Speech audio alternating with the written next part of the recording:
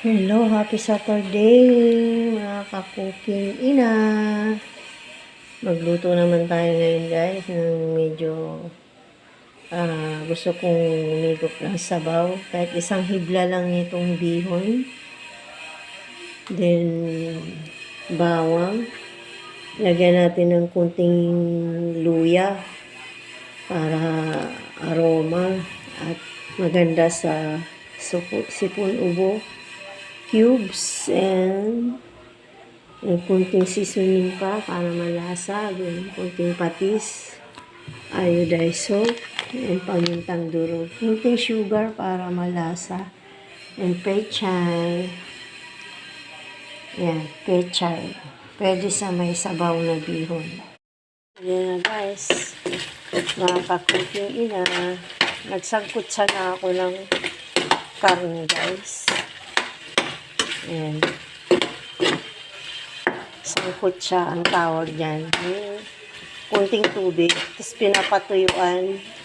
Then pag natuyo yan, saka natin igisa yung mga rekado. So yan na guys. Nasangkot sana natin yung karne, tuyo na siya. Ngayon, ginisa na natin sa sarili niyang mantika yung bawang tsaka luya. Ayan. Ginisa na natin guys.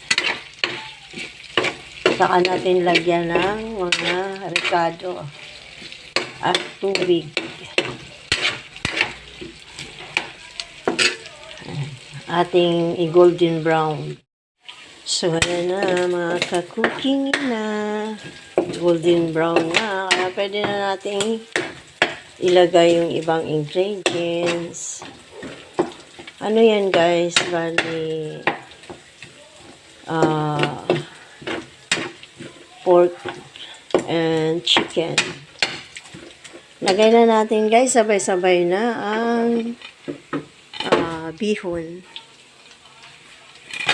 Ayan. Lagyan natin ng tubig. Sabay-sabay na yan guys, pati gulay.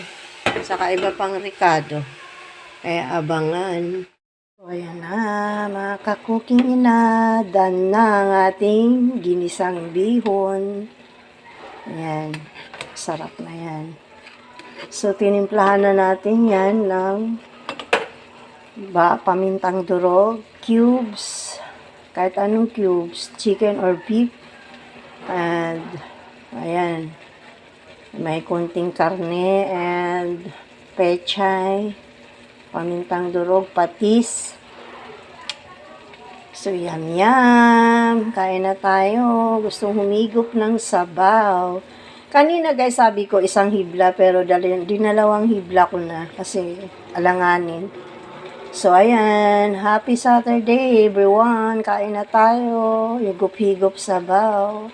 Thank you for watching.